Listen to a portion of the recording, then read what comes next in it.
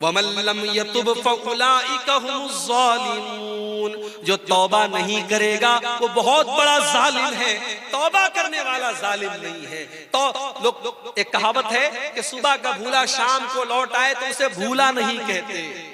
अगर कोई सुधर जाए तो लोग कहते हैं यार सुधर गया, मगर जो सुधर जाए, जो सच्ची तौबा कर ले, अल्लाह का कानून निराला है, अल्लाह की रहमत निराली है। जो सच्चे दिल से तौबा कर ले उसका अंजाम क्या होगा?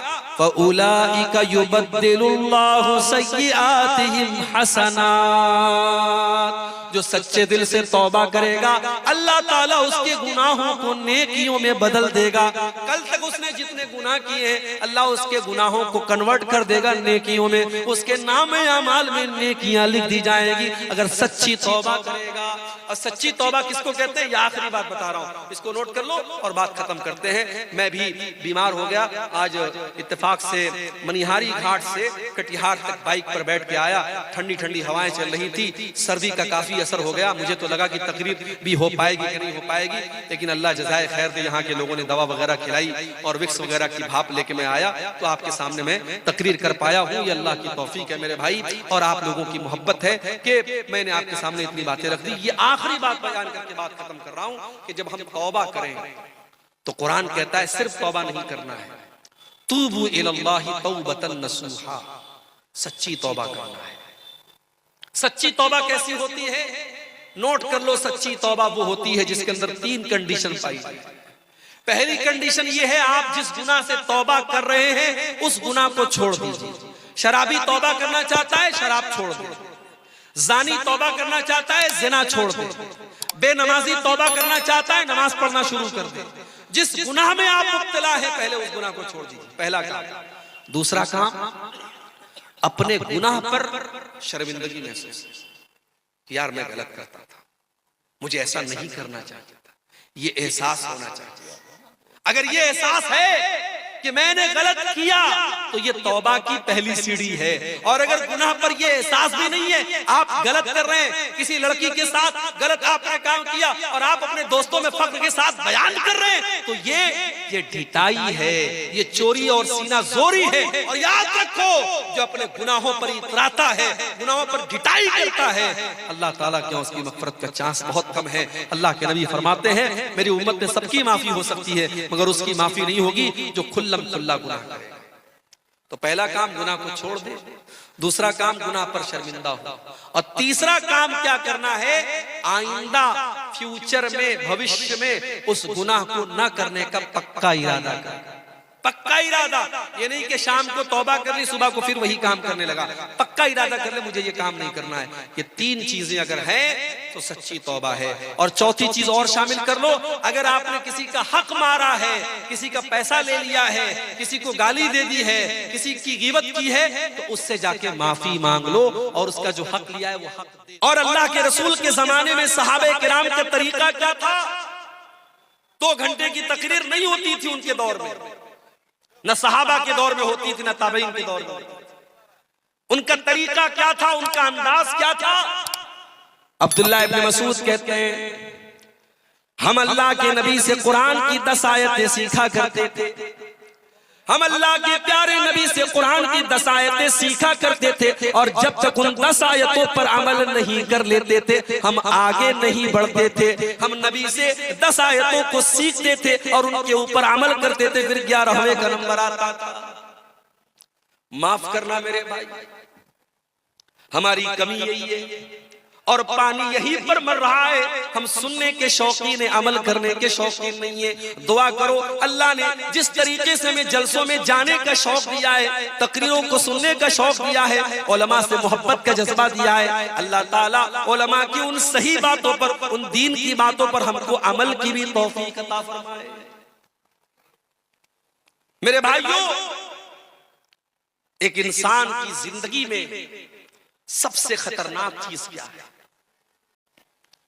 अगर हम गौर करें, हमारी जिंदगी में सबसे खतरनाक अगर कोई चीज है, सबसे डेंजरस, सबसे हानिकारक, सबसे नुकसानदेह अगर कोई चीज है तो उस चीज का नाम है गुनाह। भाई, जो चीज आपको अल्लाह से दूर कर दे, जो चीज आपको शैतान की गोद में ले जाके बिठा दे, जिस चीज की वजह से कयामत के दिन आप नाकाम हो जाए, वो चीज आपके लिए कभी फायदेमंद नहीं हो सकती। वो दुनिया की सबसे खतरनाक चीज। इसीलिए अल्लाह ताला कुरान में कहता है, ज़हरल फसादु फिल बर्रि वल बहरी बिमा कसबत अयदीन नास।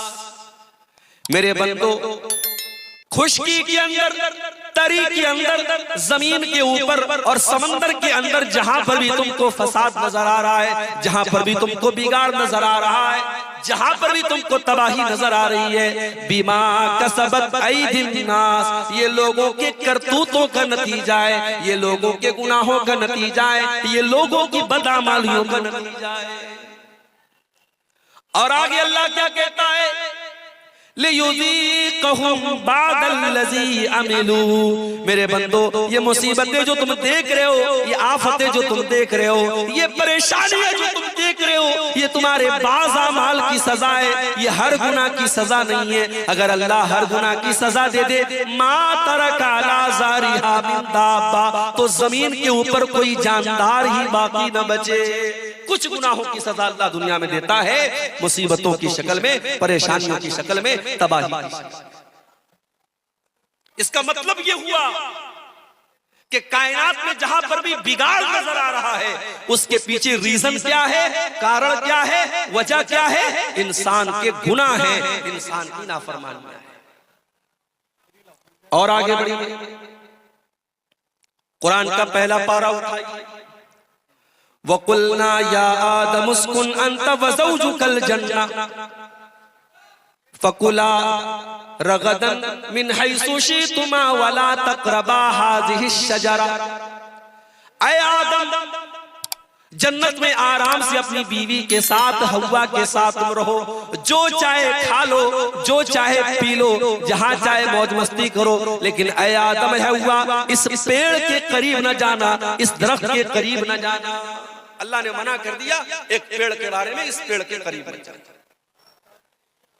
अब हमारा नौजवान क्या पूछता है, शेख साहब उस पेड़ का नाम क्या था, तुझे खाना है क्या? क्यों पूछता है? हमारी आदत है फजूल सवालात करने की, जिस सवाल का कोई मकसद नहीं वो सवाल करते हैं। आदम अलैहिस्सलाम को अल्लाह ताला ने एक पेड़ के करीब जाने से मना किया। पेड़ किस चीज का था, इसका क्या मतलब है? अल्लाह ने पेड़ का नाम नहीं लिया है, हमें जानने की जरूरत भी नहीं। अल्लाह ने कहा आदम ऐ हव्वा, इस पेड़ के करीब न जाना, अगर जाओगे फतकूना मिनज़्ज़ालिमीन, तो तुम जालिमों में से हो जाओगे। फ़अज़ल्लहुमा अश-शैतानु अन्हा फ़अख़रजहुमा मिम्मा काना फ़ी।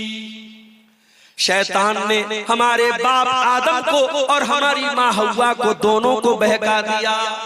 अवाम में ये बात मशहूर है कि इब्लीस ने हजरत हव्वा को बहकाया और हजरत हव्वा ने आदम को बहकाया। ये गलत बात है, ये कुरान के खिलाफ बात है। कुरान कह रहा है दोनों को बहकाया, दोनों की कॉमन गलती थी, सिर्फ हव्वा की गलती नहीं थी, ये आदम की भी गलती थी, ये हजरत हव्वा की भी गलती थी। अच्छा, शैतान ने ऐसे ही डायरेक्ट जाकर नहीं बहका दिया, शैतान दोस्त बन के आया, शैतान हमदर्द बन के आया और कहा ऐ आदम ऐ हव्वा, मैं तुमको एक पेड़ के बारे में बताता हूं, उस पेड़ के फल को अगर तुम खा लोगे, ऐ आदम ऐ हव्वा, तुम हमेशा हमेश के लिए जन्नत में रहोगे, हमेशा हमेश के लिए तुम जन्नत में रहोगे या फरिश्ते बन जाओगे। गौर करो, शैतान हमारे बाप आदम को बहका भी रहा है तो क्या कह के बहका रहा है? अंतकूना मलकैनी, ऐ आदम ऐ हव्वा, इस पेड़ को खा लो तुम फरिश्ते बन जाओगे। आदम अलैहिस्सलाम को ये ना समझ में आया कि अल्लाह ताला ने मेरा मकाम तो ये बनाया कि जब मुझे पैदा किया तो फरिश्तों को हुक्म दिया कि आदम के आगे सजदा करो, और शैतान मुझसे कह रहा है ऐ आदम तो इस पेड़ को खा जाओ तो तुम फरिश्ते बन जाओगे और हमेशा हमेशा जन्नत में रहोगे।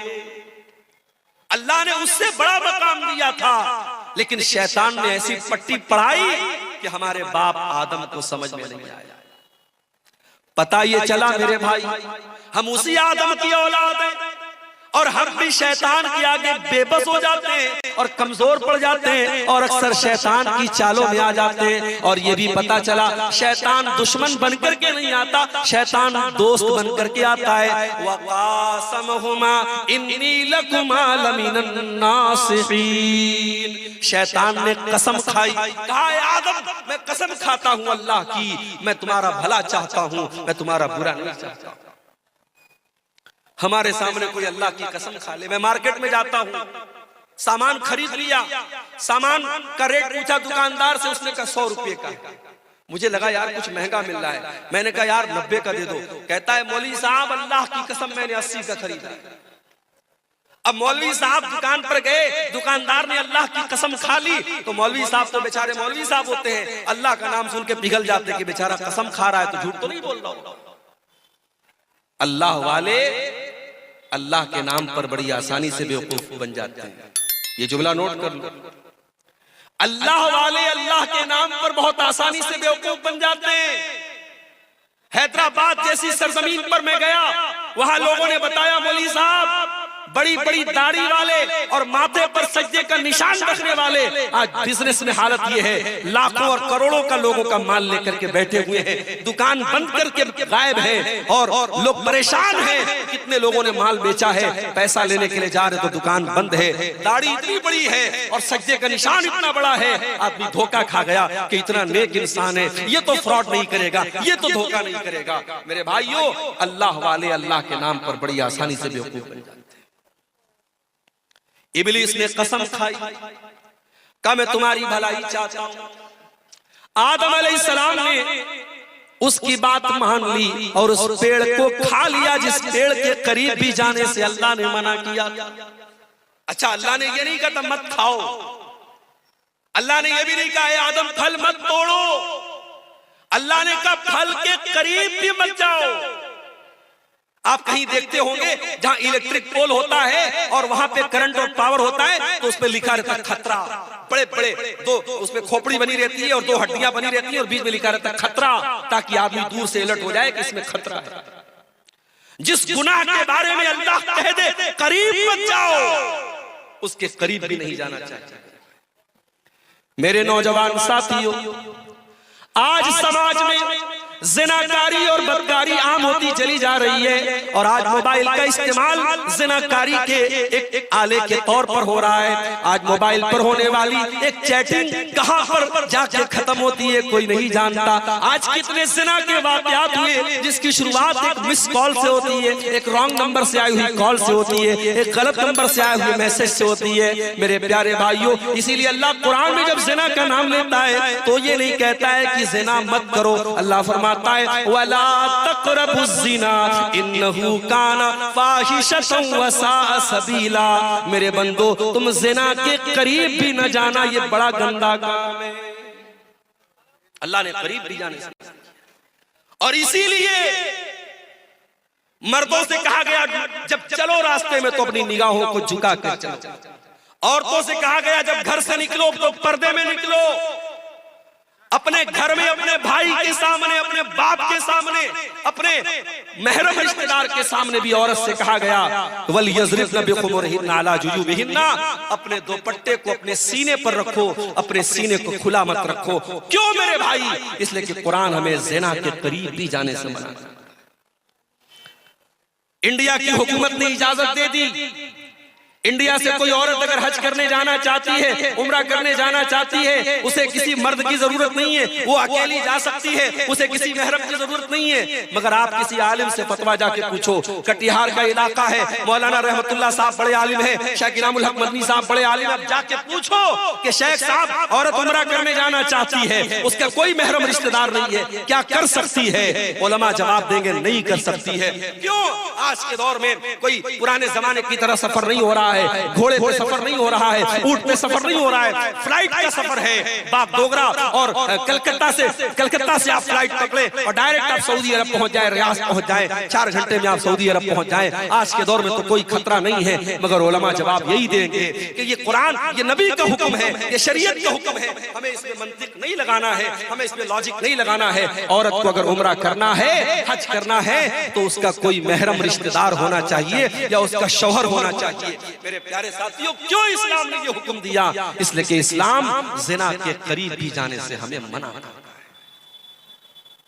अल्लाह ने कहा था, आदम तुम इस पेड़ के करीब भी ना जाना।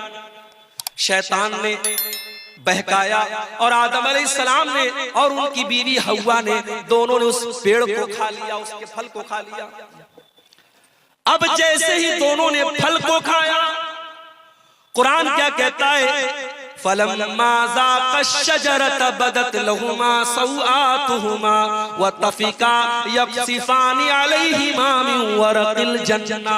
दोनों ने जब उस पेड़ को खा लिया तो दोनों के बदन से कपड़े उतर गए और दोनों नंगे हो गए। हमारे बाप आदम भी नंगे हो गए, हमारी माँ हव्वा भी नंगी हो गई।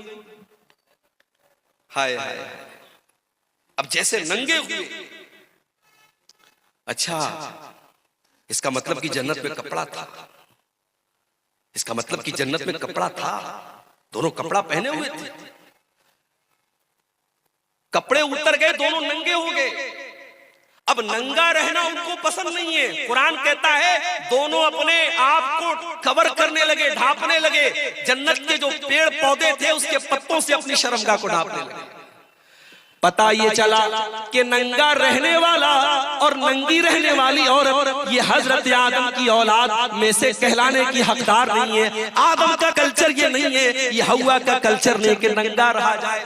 आज चले जाओ, आपके इंडिया की बात कर रहा हूं, आप गोवा में चले जाओ, गोवा में चले जाओ, समंदर के बीच पर जवान जवान औरतें पूरे जिस्म को नंगा करके धूप खा रही हैं और दुनिया कहती है साहब ये बड़े मॉडर्न लोग हैं, बड़े ये तरक्की याफ्ता लोग हैं। मैं थूकता हूं ऐसी तरक्की पर, मैं थूकता हूं ऐसी तहजीब पर, मैं थूकता हूं ऐसे कल्चर पर। ये आदम का कल्चर नहीं है, ये हव्वा का कल्चर नहीं है। मेरे बाप आदम और मेरी माँ हव्वा के बदन से जब कपड़ा उतरा, दोनों को शर्म महसूस हुई और दोनों ने अपनी शर्मगाह को कवर किया, अपने आप को कवर किया, अपने आप को ढांपा।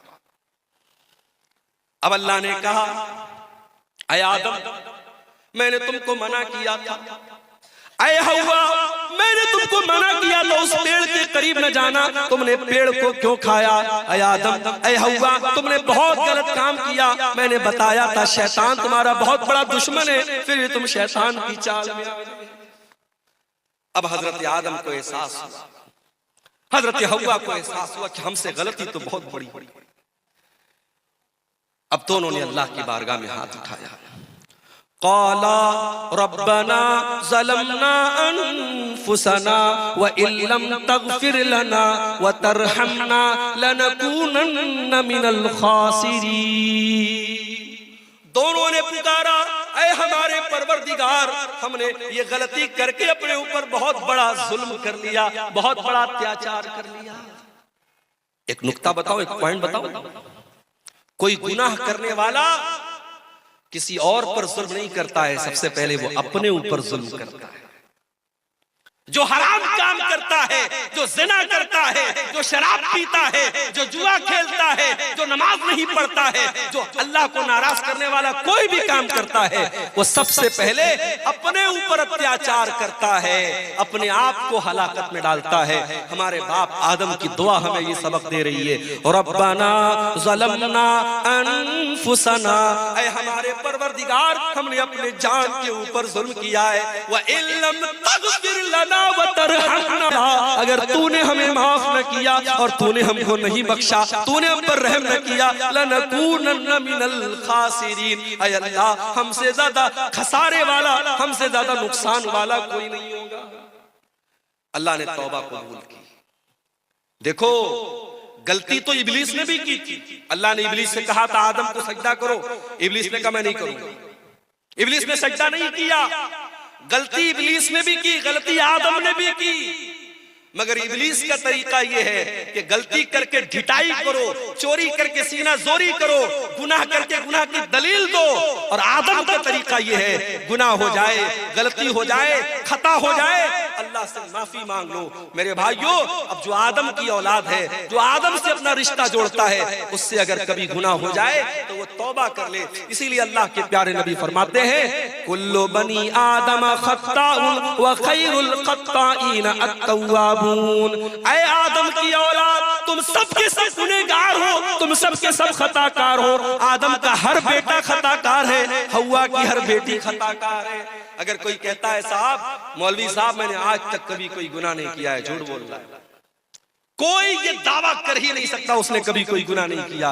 हर इंसान के दामन पे कुछ न कुछ धब्बे जरूर है मेरे भाई। ये अलग बात है, किसी के धब्बे नजर आते हैं और कोई चमकीला कपड़ा पहन के और व्हाइट कलर का कुर्ता पहन के और बेहतरीन टोपी लगा के निकलता है, उसका कपड़ा और उसका उजला कपड़ा उसके दामन के स्याह उसके कारनामों को छुपा लेता है।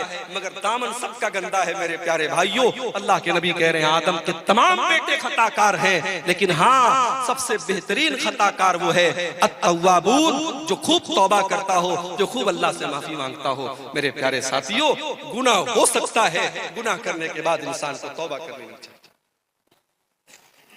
जानते हो,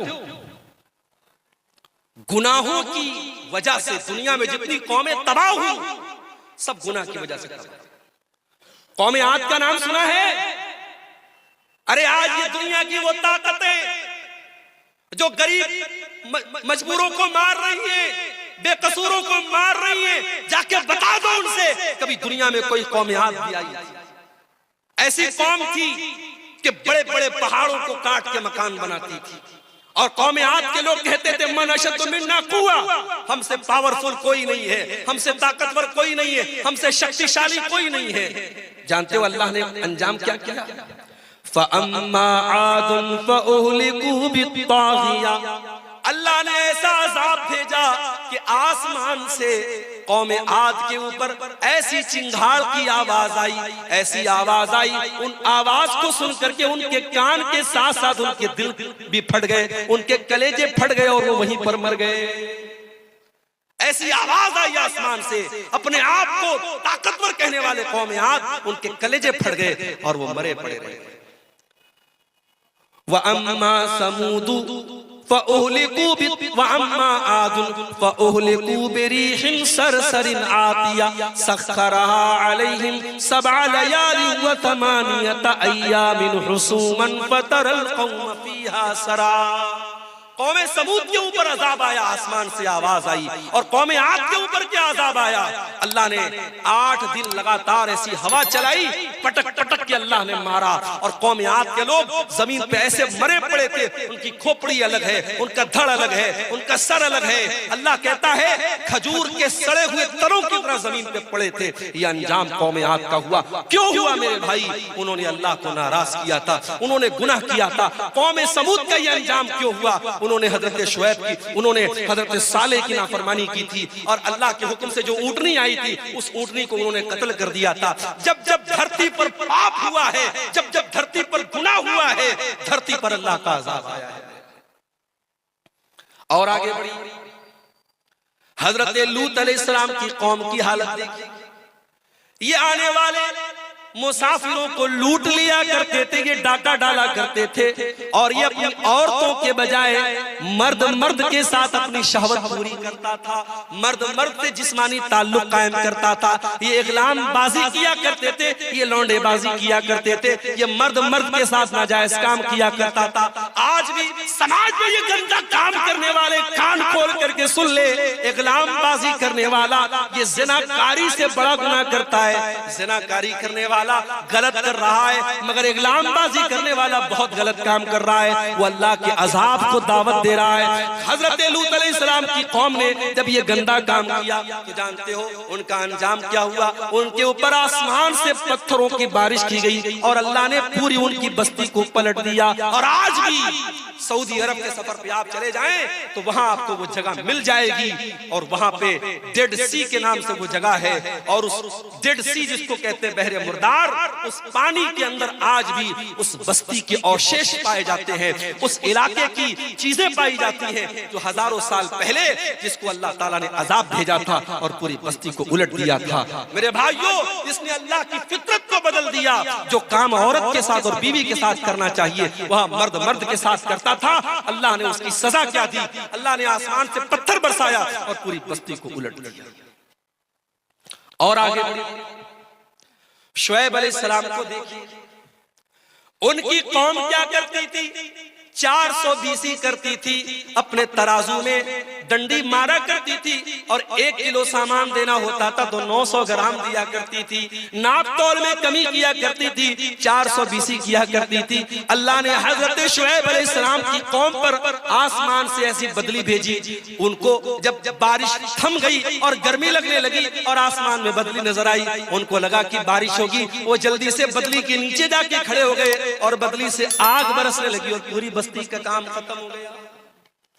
अल्लाह ताला ने ऐसा अजाब भेजा हजरत शुएब की कौम के ऊपर।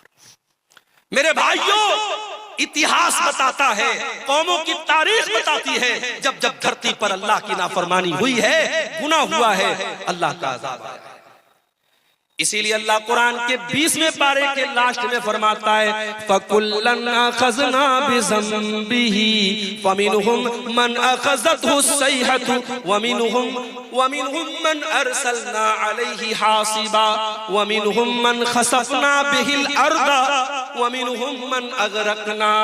मेरे बंदो, हमने हर कौम को जिसको हलाक किया उसके गुनाह की वजह से हलाक किया। किसी के ऊपर आसमान से पत्थर बरसाया, किसी के ऊपर आसमान से आवाज आई और किसी को जमीन में धंसा दिया और किसी को समंदर में डुबा डुबा के मार दिया। एक साहब थे, उनका नाम था फिरौन। वो क्या करता था? बच्चों को मरवा देता था, बच्चों को मरवा देता था। अच्छा, फिरौन का नाम हम सुनते हैं कहते बड़ा जालिम, और इस्राइल का नाम आता है तो हमारे कुछ लोग यूट्यूब पर और ट्विटर पे कहते हैं आई स्टैंड विद इस्राइल, मैं इस्राइल के साथ खड़ा। अरे जालिमों, ये बहस छोड़ दो। इस्राइल में जुल्म किसके ऊपर हो रहा है? किस कम्युनिटी पर हो रहा है? किस कौम पर हो रहा है?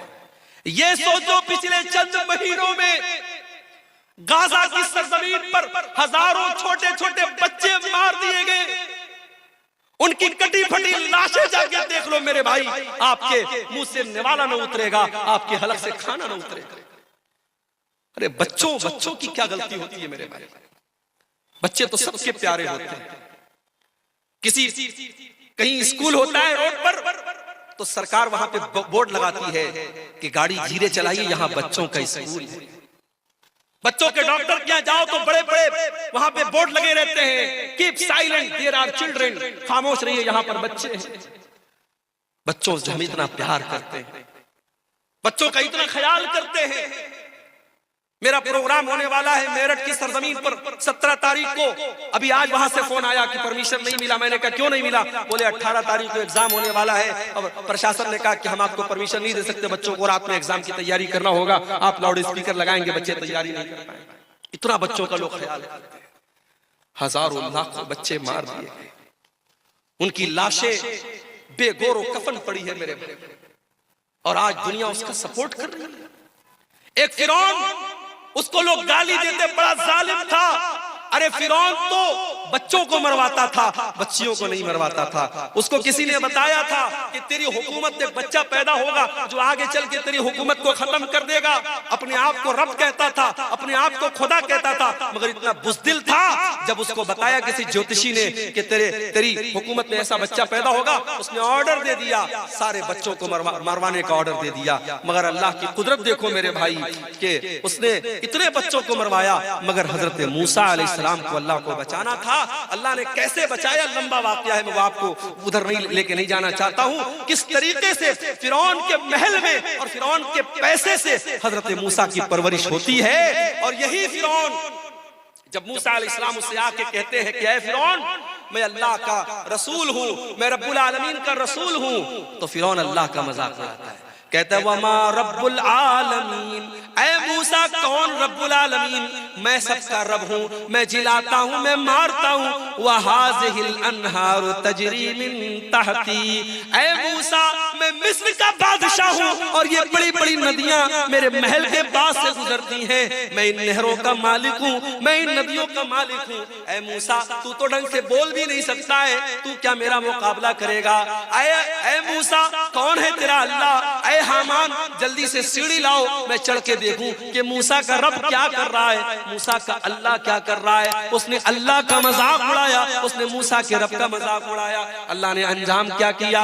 उसी फिरौन को जो अपनी हुकूमत पर बड़ा नाश किया करता था, अल्लाह ने पानी में डुबो डुबो करके मार दिया। वमिनहुम मन अगरकना, हमने बहुत सारे लोगों को जमीन में डुबा डुबा के मार दिया। अल्लाह का अज़ाब मेरे वजह से। ये गुनाह बड़े खतरनाक होते हैं मेरे भाई।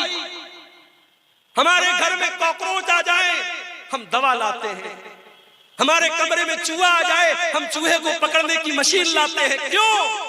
क्योंकि हम ये मानते हैं कि हमें नुकसान पहुंचा रहा है।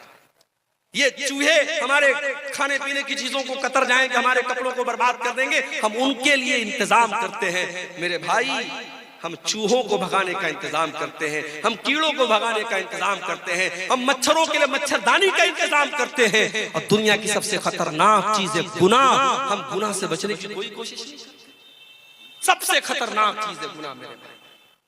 और जानते हो गुनाह का असर बॉडी पर बाद में पड़ता है, गुनाह का असर सबसे पहले दिल पर पड़ता है। और नोट कर लो मेरी बात, मैं नौजवानों से कहना चाहता हूं, कभी खूबसूरती पर नाज मत करना, कभी अपने हुस्न पर नाज मत करना। अल्लाह को खूबसूरती और हुस्न से मतलब नहीं है, अल्लाह को तुम्हारे दिल से मतलब है। इन्नल्लाह ला यंजुरु इला सुवरिकुम व अजसामिकुम, अल्लाह के नबी फरमाते हैं अल्लाह तुम्हारे चेहरों को नहीं देखता है, अल्लाह तुम्हारे जिस्म को नहीं देखता है, अल्लाह तुम्हारे दिल को देखता है। इसीलिए अल्लाह के नबी फरमाते हैं इंसान की बॉडी में, इंसान के शरीर में एक हिस्सा ऐसा है, इज़ा सलुहत सलुहल जसदु कुल्लुहु, अगर वो सही है तो इंसान की बॉडी सही है, अगर वो गड़बड़ है तो इंसान की बॉडी गड़बड़ है। अला वहियल क़ल्बु, अल्लाह के नबी अपने सीने की तरफ इशारा करके फरमाते हैं ओ लोगों वो दिल है, वो दिल है, वो दिल है। दिल का दुरुस्त होना बड़ा जरूरी है।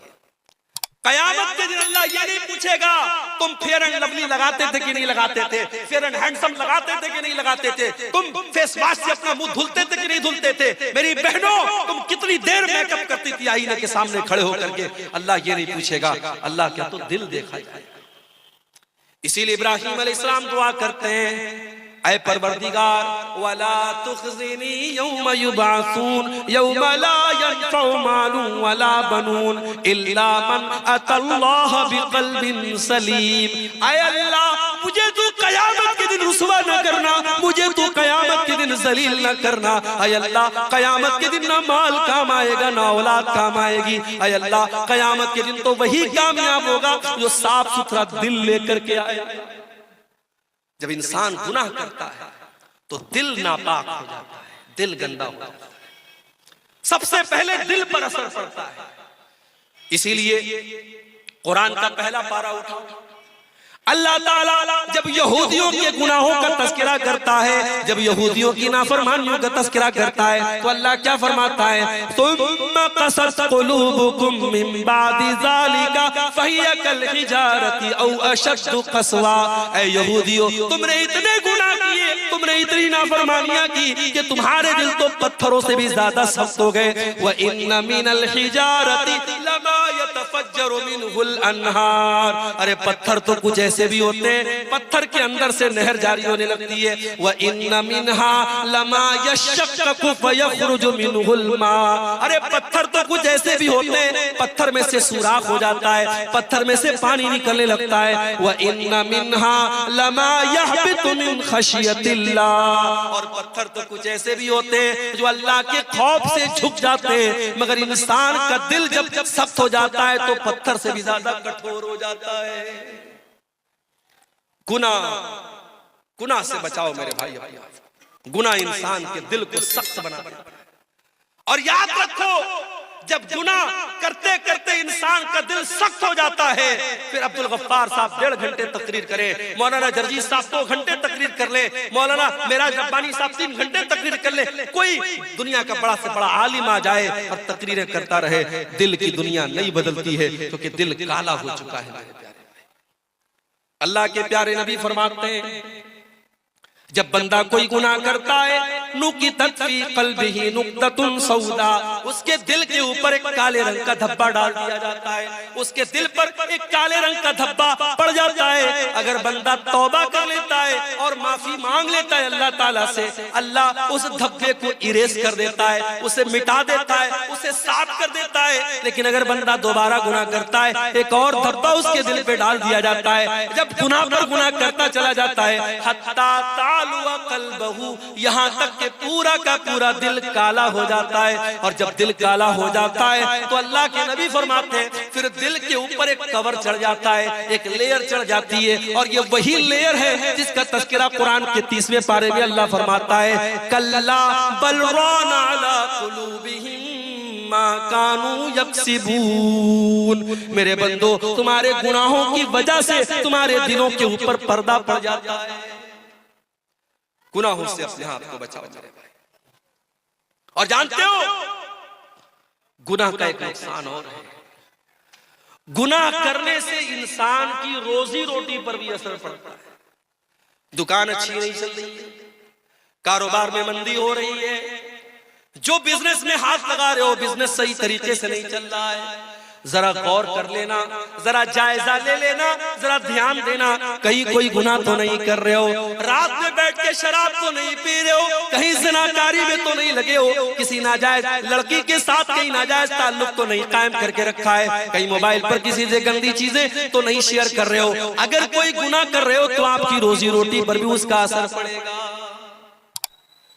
अल्लाह कुरान में कहता है, ज़रबल्लाहु मसलन क़रियतन कानत आमिनतन मुतमइन्नतन यातीहा रिज़्क़ुहा रग़दन मिन कुल्लि मकान। अल्लाह ताला मिसाल दे रहा है एक बस्ती की। बस्ती बड़े चैन से, बड़े अमन से रहा करती थी, और बस्ती वाले चैन से खाते पीते थे। फ़अज़ाक़हल्लाहु लिबासल जूइ वल ख़ौफ़ि बिमा कानू यस्नऊन। जब बस्ती वालों ने गुनाह करना शुरू किया, अल्लाह ने रोजी रोटी का रास्ता बंद कर दिया और उस बस्ती के लोग भूखे मरने लगे। आप कहते हैं मौलवी साहब हमारे यहाँ सैलाब आ जाता है, बाढ़ आ जाती है, खेती बर्बाद हो जाती है। कुरान कहता है जरा अपने अमाल का जायजा ले, जरा अपने करतूतों का जायजा ले, जब तू गुनाह करेगा तो तेरी रोजी रोटी पर भी असर पड़ेगा। अब यहाँ एक सवाल पैदा हुआ, शेख साहब हमारे गांव में एक ब्याज खोर आदमी ब्याज का धंधा करता है, बड़ा पैसा कमा रहा है, बड़े मकान बना रखे उसने, बड़ा नाम है उसका, फॉर्च्यूनर लेके चलता है, मर्सिडीज लेके चलता है, कटिहार से गुजरता है, लोग सलाम करते हैं। आप तो कह रहे गुनाह करने से रोजी रोटी बंद हो जाती है, उसकी रोजी रोटी तो बहुत अच्छी चल रही है। आइए इसका भी जवाब दे देते हैं। अल्लाह के नबी फरमाते हैं, मुस्नद अहमद की सही रिवायत है, जब तुम देखो कि किसी की रोजी रोटी अच्छी चल रही और वो गुनाह पर गुनाह किए जा रहा है, तो तुम उससे धोखा न खाना। अल्लाह उसको ढील दे रहा है, अल्लाह उसको मोहलत दे रहा है, और एक दिन अल्लाह ताला अपनी रस्सी को टाइट करने वाला है। और उसके बाद अल्लाह के नबी कुरान की आयत पढ़ते हैं, फलम्मा नसू मा ज़ुक्किरू बिही फतहना अलैहिम अबवाब कुल्लि शै हत्ता फरिहू बिमा ऊतू। अल्लाह फरमाता है जो हमारी नाफरमानी करते हैं हम उनको बहुत नवाजते हैं, बहुत दौलत देते हैं, खूब रुपया पैसा देते हैं। हत्ता नसू मा ज़ुक्किरू बिही, यहाँ तक के जब वो अल्लाह ताला की नसीहत को भूल जाते हैं, अखज़नाहुम बग़ततन फ़इज़ा हुम मुब्लिसून, हम अचानक उसको पकड़ लेते हैं और फिर वो हलाक हो जाता है। मेरे भाई, अल्लाह की पकड़ बड़ी खतरनाक है, अल्लाह की पकड़ बड़ी सख्त है। अगर गुनाह के बावजूद आपकी रोजी रोटी अच्छी चल रही है, आपके बच्चे तंदुरुस्त हैं, आपका मकान अच्छा है, आपका कारोबार अच्छा है, तो धोखे में न पड़े रहना। जब अल्लाह की पकड़ आएगी तो भागने का रास्ता नहीं मिलेगा। और आगे गुनाह का एक नुकसान और होता है मेरे भाई, गुनाह करने वाला जब गुनाह करता है तो अल्लाह तबारक व तआला उसे जलील करता है। गुनाह करने वाले को अल्लाह ताला जलील करता है। आज नहीं तो कल वो जलील होगा। गुनाह करने वाला इज्जत नहीं पा सकता। आप पूछेंगे मौलवी साहब इसकी दलील क्या है? दलील आप सबको याद होगी। दुआए कुनूत पढ़ते हो नहीं वितर की नमाज में? कितने लोगों को दुआए कुनूत याद है? जरा हाथ उठाओ तो देखूं भाई, सेमापुर वालों को कितने लोगों को दुआए कुनूत याद है? माशाअल्लाह, एक आदमी ने हाथ उठाया। बंद करा दीजिए भाई साहब, जलसा कराना। अगर इतने जलसे कराने के बावजूद अगर आपको वितर में पढ़ी जाने वाली दुआए कुनूत याद नहीं है तो बहुत अफसोस की बात है।